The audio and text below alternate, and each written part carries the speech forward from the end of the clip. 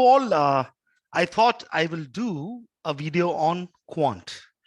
Now, when I started doing this about 20 years ago, I actually started with teaching math and DLR. I used to be a math and DLR faculty. Over the years, got into verbal ability and VARC, and that's what happened. Now, so I have this group that I run this course, VARC 1000, right?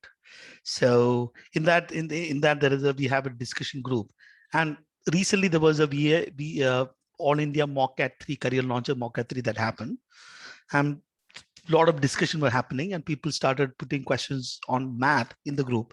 So I've answered some of these questions, and people liked it. So I thought, let's do this video. And also one thing that I did was not to discuss math in the VARC group. I have discouraged that, because at the end of the day, I have seen this, that any group, any CAT group, eventually is about math obsession. We discuss math and math and math and math.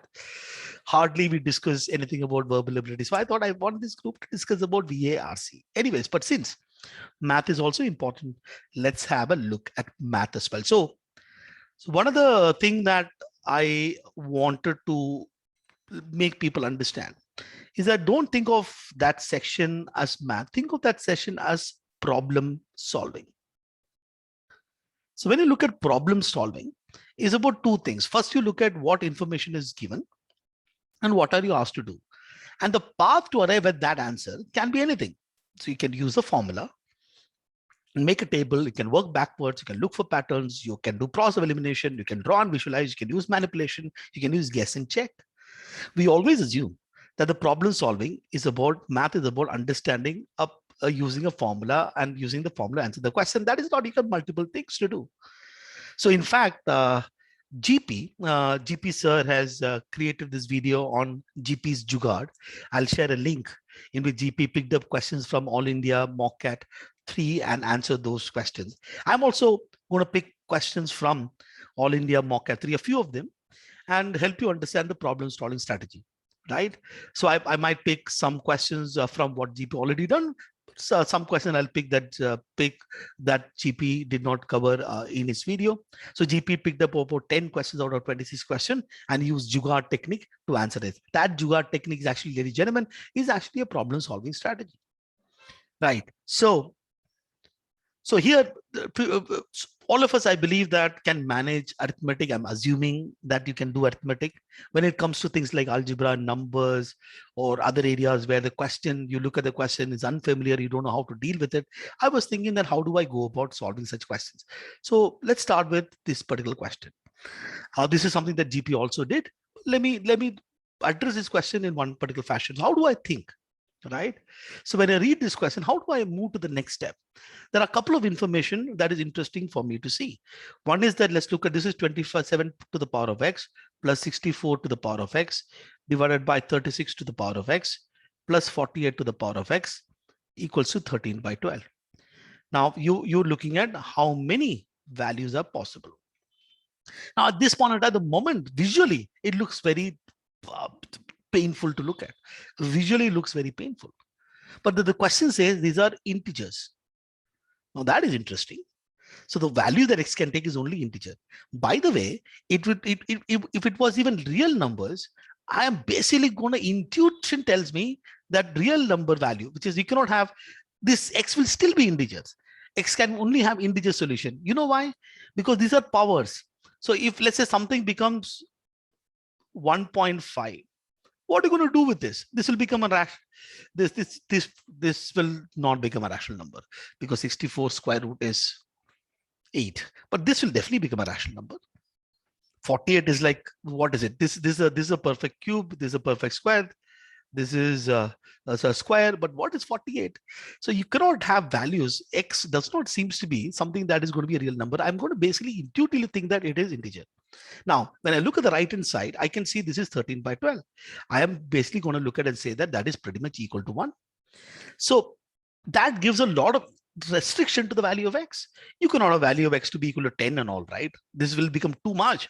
The 64 is a huge number compared to other numbers. So your numerator is, but look at this one number. As you enter the power of the number, obviously this number, the 64 to the power of x as a number is going to be pretty large. So you immediately you say the sense that if I even if I put x equal to 2, this is not going to work. So when you look at integer solution, obviously integer can be -3, it goes from anywhere, -3, -2, -1, 0, 1, 2, 3, and so on and so forth. The first thing that it gets me that this 2, 3 and all will not work. So therefore, logically, -2, -3 will not work. So I'm looking at about 3 values, and checking for 0 is so easy to check. If I put x equal to 0, the numerator will become 1 plus 1 and denominator will become 1 plus 1. Therefore, it will be exactly equal to 1. That 0 is not going to work. So all you have to do is eventually get to a point and then say that I'm going to check for x equal to 1. I'm going to check for x equal to -1. X equal to 1 is easy to check, because that'll become 27 plus 64 divided by 36 plus 48, and that will work. And people will miss out on x equal to -1. But please do understand this is integer, so you look at the counterpart, -1, and -1 will also work. So you can check that yourself. -1 is what? 1 by 27, 1 by 64. Simple math, not a difficult one, and end up having 2 as an answer choice.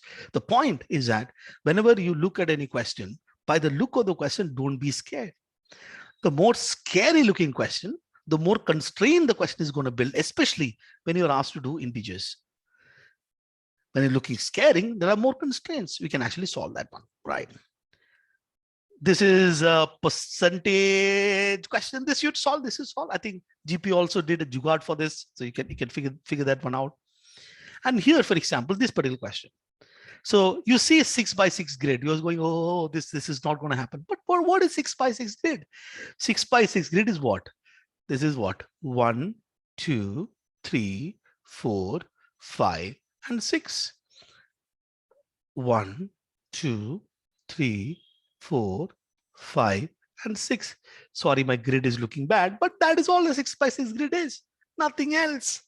And the second thing the question tells me that enter either zeros or ones. The only two numbers you can put is 0 and 1. That is also good. And then it says such that each sub square of grid 2 by 2 so has exactly 3 equal numbers. Each sub square of 2 by 2, which means this will be a sub square of 2 by 2. This will be a sub square of 2 by 2. This will be a sub square of 2 by 2. Each of them will have exactly 3 equal numbers, and we are dealing with 0 and 1. What are the only two possibilities? 0, 0, 0, 1 or 1, 1, 1, 0. That's it. Nothing else. What is the maximum possible sum? For the maximum possible sum, we have to look at that as a possibility in the numbers in the grid. So all you have to do is let's push this. I need to put 3 ones. So let's start somewhere and say, okay, let's put 3 ones here and 1 0. So that taken up that grid. So now let's look at the grid that is here. I've already got 1 and 0. So let me put 1 and 1. Okay, let's look at the next grid. I've got 1 and 1. So let me put 1 and 0 because I need to have 3 ones and 1 0. And immediately you see that this pattern works. And then you're going, okay, I've got 1 and 0. Let me put 1 and 1. I've got 0 and 1. So this is work. This works. So this works. And you're almost going, oh my God, there's a pattern that happens. So it's pretty simple. So I can keep on going with the pattern. I can, you don't have to draw all this, but so eventually this pattern will carry on. So all that is asking, what is the maximum possible sum? You can actually count that 1, 2, 3, 4, 5, 6, 7, 8, 9. So 9 here, 9 here, and 9 here. We have got 27. That's the answer. That's it. Now, what if, for example, the question setter gives me something like a 36 by or 10 by 10 grid or 36 by 36 grid. Let's do a 36 by 36 grid. You're looking at, oh my God, then 36 by 36 cannot be drawn. But I'm thinking, wait a minute. Why would the question setter give 36 by 36 grid?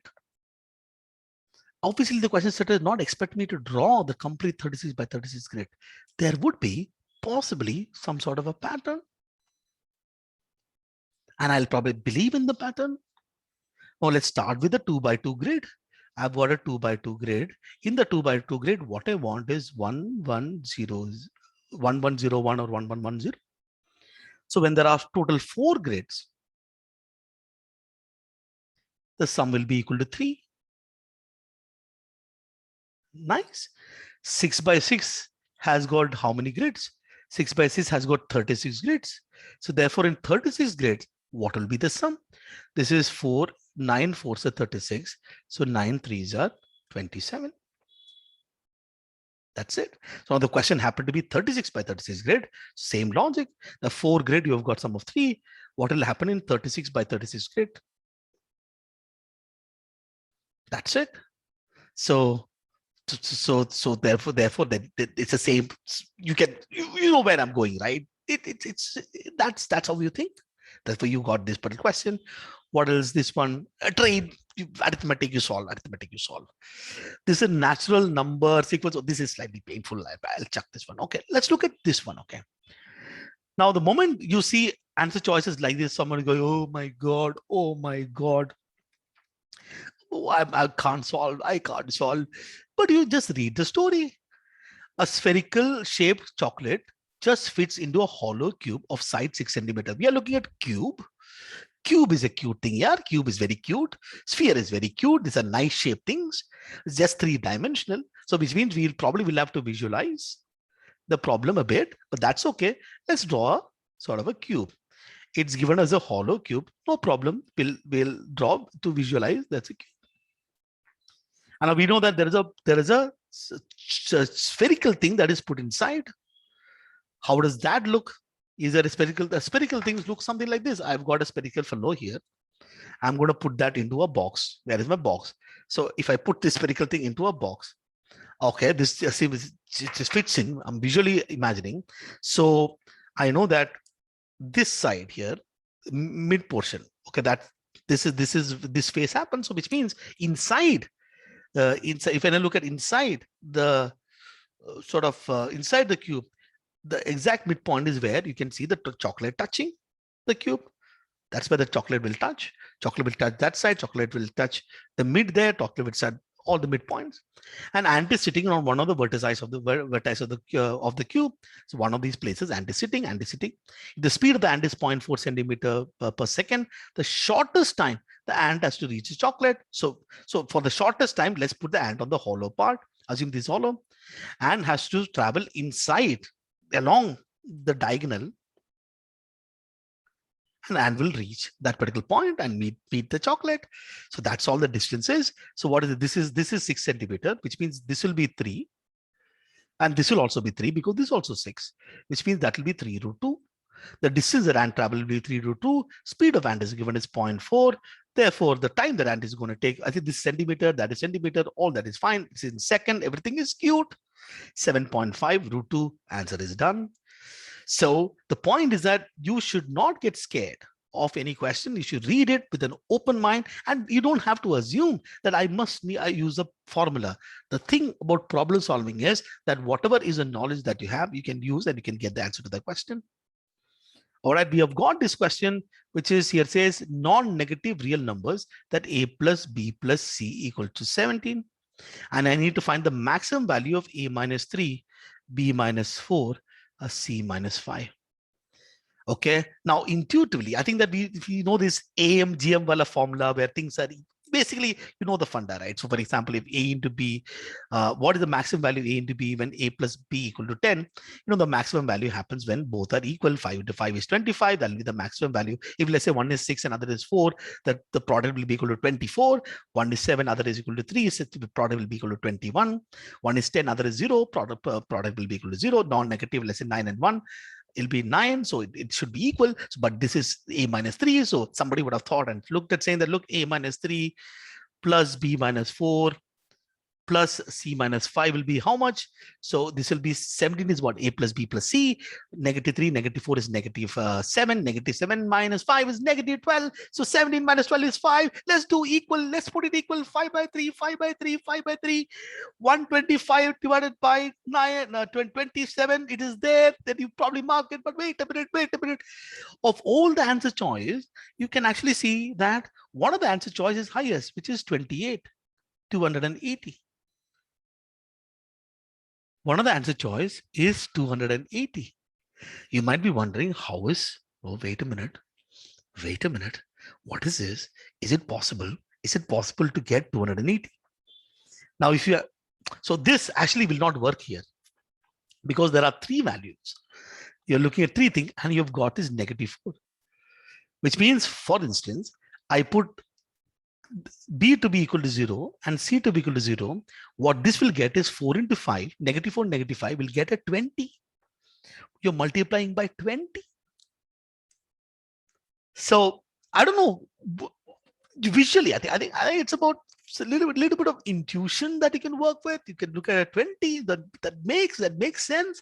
So what if I put, so this is a minus 3, you're subtracting from 17.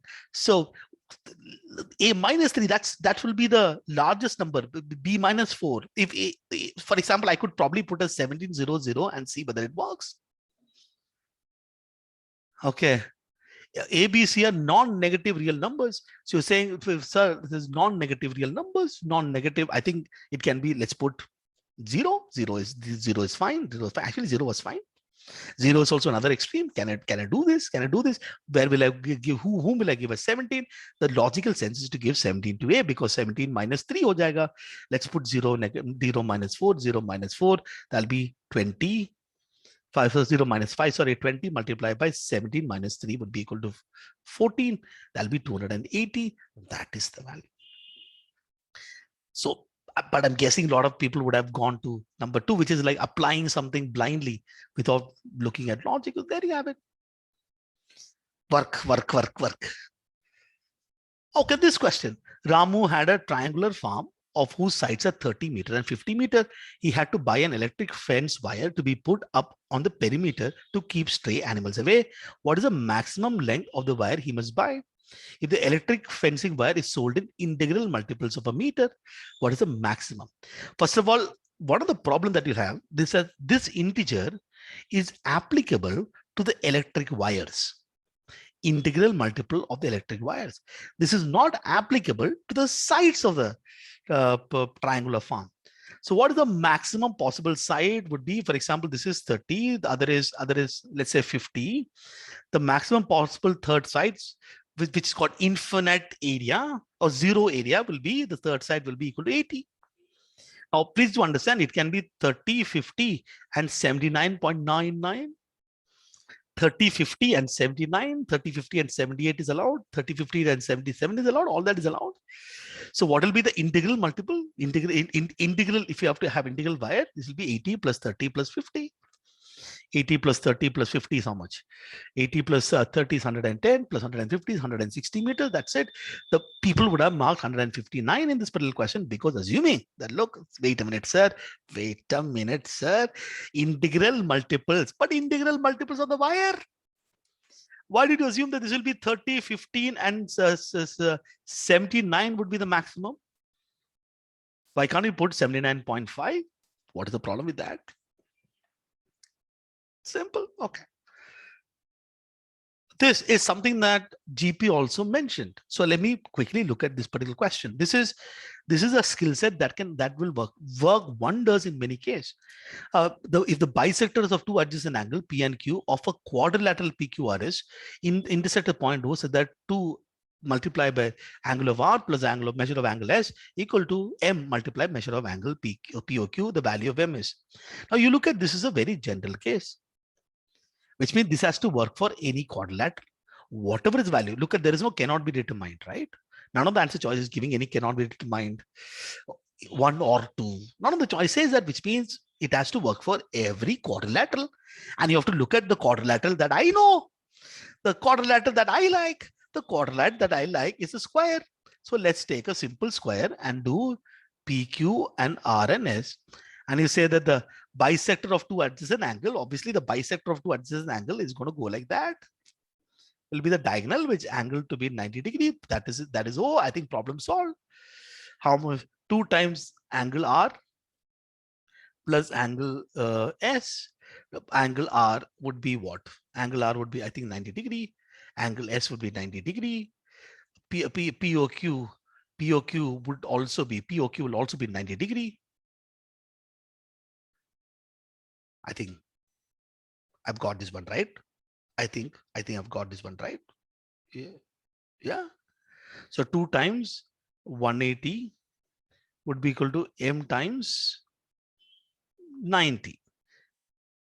Did I get this one right? I think I've got this one right. But anyway, you figure this out. I think that's what you'll get. Antenna, please. 4, I think. I'm guessing. You solve it. Okay, this question is pretty much not a problem. This is fine as a question. There's nothing to go here. This is the sum of the roots of the quadratic equation is 11 less than the product of the roots. If the root of one root is one more than the other root. Okay, one more or one less doesn't matter. So let's take x minus 1. That could be one way. So one root is another one, or you can do x plus 1. You can work with both. I don't know which one makes better sense. So you probably will have to think about both these cases because we're looking at a quadratic equation. Maybe the one of them will give a better quadratic equation than the other. So let's, for example, work with this. So which means the sum of the root in this case will be 2x minus 1.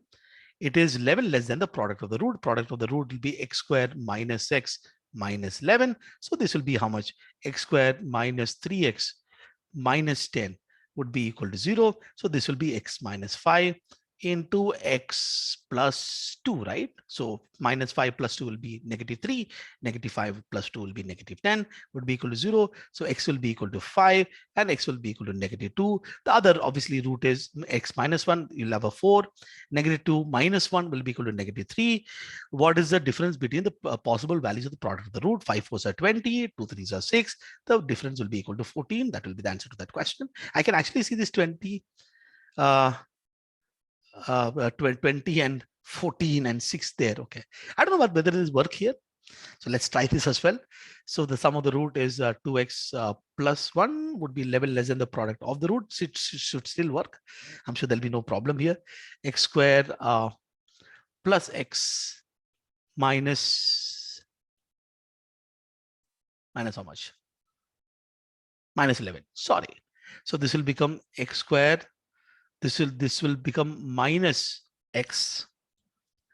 Then you have minus 12.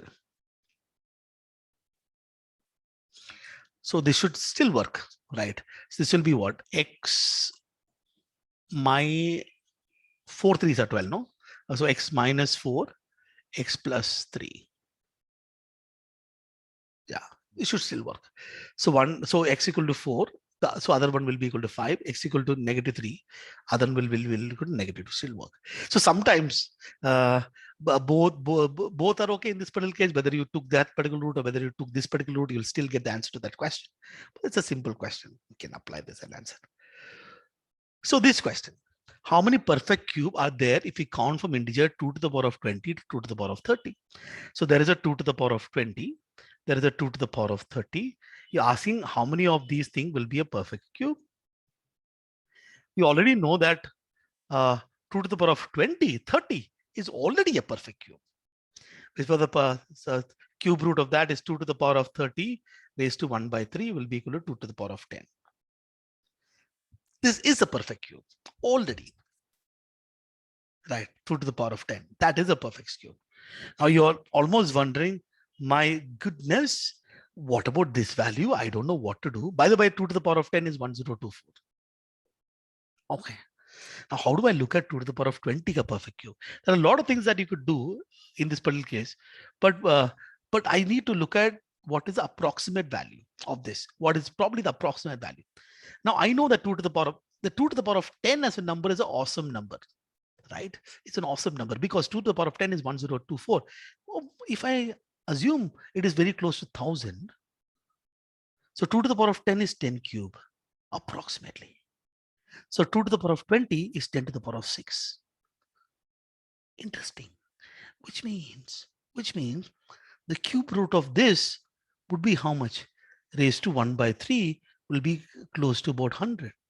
So whatever that number is, so you know that 2 to the power of this 2 to the power of 20 is higher than this one. So the value that is here will be 100. So 100 cube, 10 to the power of whatever, 10 to the power of 6, right? So the value here, the 100 cube will be here, which means I'm guessing 101 cube will be here, 102 cube will be here, and so on and so forth will be here. And so what will be 2 to the power of 10? What is 2 to the power of 10? 2 to the power of 10 is 1024. So this will be 1024 cube is here. So how many numbers are there? 1024 minus 100, so will be about 923-ish. I hope this made sense. So point here is that this particular number is nice number. So we have got this extreme, which is 2 to the power of 30. So that will be the cube root of 2 to the power of 10. Or 1024 cube. Right? So that'll be that number. Right? That'll be that number. The problem is, what is the number here? So if I approximate 2 to the power of 10 to 1000, approximate that to that, 1024, approximate that to 1000, approximating 1000. Now 2 to the power of, which will be 10 cube, to 2 to the power of 20 is approximated to 10 to the power of 6. Which means this will be approximately, in this case, 100 cube. So the number I am counting is 100 to 124, 924 ke aspas. The only answer is 923. That's what I did. Okay, that's all I did. This is clean number, minimum possible integral value of this one when the number is there. So all you have to do is equal, don't bother, just put equal, P is equal half. This is 2.5 square plus 2.5 square will be what? 6 to 12.5 will be the total answer. A minimum possible integral value will be equal to 13. That is done or finished. Okay, let's look at this. This you do. Karwar, this you do.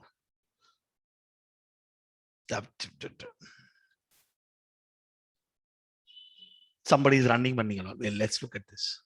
Okay, let's look at, for example, this question. 4 numbers listed in this particular one, a remote. So we have got 1, 2, 3, 4, 5, 6, 7, 8, 9, 10, so on and so forth, 17, 18, 19, 20. 4 numbers are removed. The average of the remaining number is 10. The average of the remaining number is 10, which is interesting. So I'm removing these 4 numbers out of it. And the question is asking, what is the least possible value of B? A, B, C, D. And this is an ascending order. So least possible value of B. We are looking at the numbers that is removed.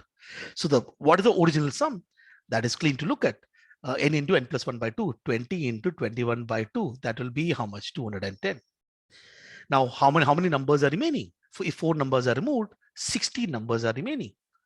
There are 20 numbers, 4 are removed, 16 will remain. The average of those numbers is 10. So that sum is 160. So therefore 50 would be the sum. So I want this fellow to be minimum.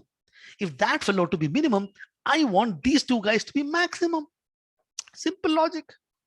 Kitna push everything. What is the maximum possible value, which is equal to 20? This will be equal to 19. We have got 20, we have got 19. That will be 39. How much is left? We have got 50 minus 39, which will be equal to 11. Okay, how do I get this fellow to be the minimum? Okay, in this 11, what is the, you can't do 110. We can't do with 3, 7. I think the possibility is that the only possibility is 5 and 6. 6 will be the minimum to get to 11, because if it is anything less than this, if it is, let's say 4, this will be how much? 7. If it is, let's say 3, this will be 8. Let's say if it is this ascending order, right? This ascending order. So that's the whole thing. So the only value that is possible is 6. Intuitively, you can check that number. That'll be the answer to that question. That's it. So this is another log question. So you've got this question is x to the power of log x to the base 2 the whole square minus 12 log x to the base 2 plus 48 equal to 16 the power of 16. I like this power. I see 16. I like this x. I see 16. I see this base of 2 here. These are good numbers, which means x has to be power of 2. That will be the logical thing that gets in your head. 16 is already a power of 2, which means I'm almost guessing that this is probably going to be 16.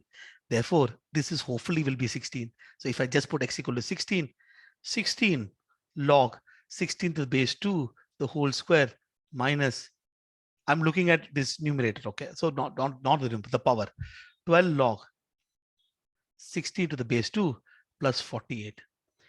2 raised to what is 16? 2 raised to 4 is 16. The 4 square, there'll be log 16 to the base 2 will be equal to 4, right? 2 raised to 4 is 16. So this will be 4 square will be 16. This will be, so sorry. So this will be, so sorry. Let me do this once again. So I wrote the 16 already. I'm just at this point in time taking the power only. Okay. So log 2 to the, so I've already put 16 there. So I'm now looking at what could be the power. Okay. And I was assuming x will be equal to 16. Intuitively, that's what I think. Nothing else will work. 17 will not work. 18 will not work. 18 to the base 2 is a weird number. 32 will not work. Then this becomes 32 already. How this can't be 32. That's intuition tells me x has to be 16 because I can see a 16. Intuitively tells me that's a 16. I just want to check if it's a 0. That's all I'm checking. I'm always assuming that there is one value. 2 and 3 and all will not happen. Intuition tells me it's too painful to have. How can I have x to take the value of 4, 3? No. So there is the 60. So let's look at this one. So log x to the base 2 is 4. 4 square is 16 minus log 16. Say if x equal to 16, that is 4. 12 into 4, this will become 4. 12 into 4 is 48 plus 48. Oh, that is 16. Perfect. That is one solution. So this goes, answer is 3. Intuition tells me. This is actually not a difficult question. Look at this. So you've got a quadrilateral AD equal to 25. So CD equal to 17. Which of the following all are tangent? This is cyclic quadrilateral. If you know the simple idea of cyclic quadrilateral, some of the opposite sides must be same. So AB in cyclic, in what is it called? What is it called? The tangent quadrilateral. I don't know what the name is. Basically AB plus a CD. Cyclic quadrilateral should be like that, no? Sorry. This is what quadrilateral are these called? I forgot the name. I don't remember the name. You guys should know the name.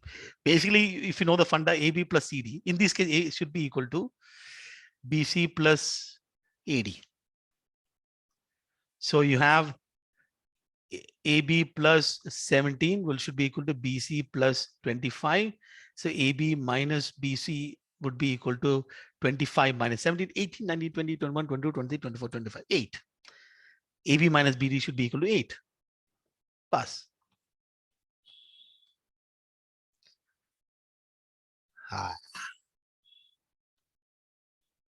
This question. 8 to the power of 754 multiplied by 25 to the power of 1133. Find the sum of the digit of this number. I can already see. So look at this visually. Look at this number. I know that 5 into 2 is 10 and 10 is a cube number. I can write 8 to the power of 2. 2 cubed to the power of 754. And this is how much? 5 square to the power of 1133. That's it. Now 5 into 2 is 10. So 754 multiplied by 3, 4 3s are 12, 5 3s are 15, 16, 21, 22. So 2 to the power of 2262 multiplied by 5 to the power of 2266. Okay, so this is 62 and 60. So 2 into 5 to the power of 2262 multiplied by 5 to the power of 4. Done. This is 10 to the power of 2262 multiplied by 5 square is 25. 625. That'll be how much? 625 and then, or how many zeros? 22620. Story over. Sum of the digit will be 6 plus 2 plus 5. I think you know the math. Solve it. Escalator, some businesses, natural numbers. So you've got natural numbers, right? The moment you have natural number, we are dealing with Diophantine equations. Right? We think integers. What are the concept of integers that you know? Factors, multiple, those concepts, no? So I've got p plus 1 the whole square divided by p plus 9. And p is a natural number. I want to look at factors. How do I look at factors? Can I factorize? So p plus 9 is a, let me just take p plus 9 equal to k. I know that p plus 9, p plus 9 equal to k. I therefore know that k, the p, by the way, would be equal to k minus 9. For p to be a natural number, k minus 9 should be greater than 0 or greater than equal to 1. Right? So k should be greater than equal to 10. That's the only constraint that I have to pick. right? So I've taken p plus 9 equal to k. That's it. So if p plus 9 equal to k, this will p equal to k minus 9. So k minus, this will be k minus 9 plus 1, that'll be k minus 8. K minus 8 the whole square divided by k. K minus whole square is k square minus 16k plus 64 divided by k. I can write this as k minus 16 plus 64 by k. A simple down to how many factors of k as possible, where is k is greater than 10. That's it. What are the factors of 2, 4, 8, 16, 32, 64 are the factors? Unfortunately, our k has to be greater than or equal to 10. That's a constraint because p has to be a natural number. P is equal to k minus 10. If k is 2, it will be a problem. All this goes. 3 values is the answer. That's answered the question. That's it. How many did I solve? 1, 2, 3, 4, 5, 6, 7, 8, 9, 10, 11, 12, 13, 14 without arithmetic. And we are running beyond arithmetic. The point, ladies and gentlemen, I'm saying is that all that I'm saying is that it's quite possible that you may not be comfortable with certain topic, but that does not mean that you don't have problem solving skills. Please do watch the video of GP's Jugaad as well. So you'll get those arithmetic questions as well solved. You'll get some more fundas from there. The point that I'm saying is that it is possible, ladies and gentlemen, to get to a good numbers in CAT. All you need to understand is using the formula is not the only problem solving strategy. There are other things to do, whatever. So every single mock that you take, after the mock, sit and figure out, is there anything that I can pick up? Any problem solving strategy I could use? Use that. I'm sure that you will get some improvement in your score. This was a long video, but I'm sure it's okay. Bye-bye.